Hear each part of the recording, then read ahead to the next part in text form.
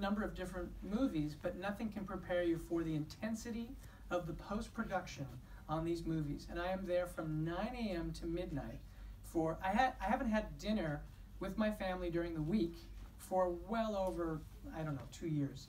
It's just like that's what you do. And so I haven't had the chance to work on the story or anything. They did approach me, and I do have an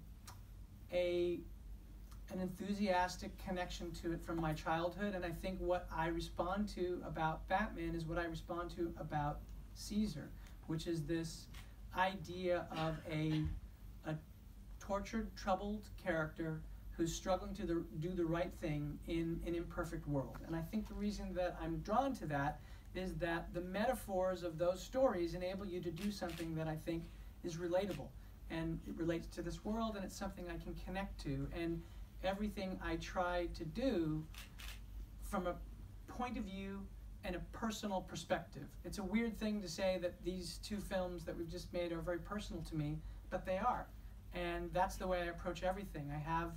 I would describe it as an emotional compass that's leading me through, that tells me if I'm connecting to the material, where the camera goes, and how Andy and I are going to talk about scenes and what we're going to do when we're writing the scenes. So it has to be personal in a way that may not seem immediately obvious, but I feel that way about Batman. And I hope one of the things that's really been consistent for me, though my work seems quite disparate in genre, is point of view. And I think that the filmmaker who made me want to make movies was Martin Scorsese when I was young. And through him, and like Taxi Driver, I discovered Alfred Hitchcock.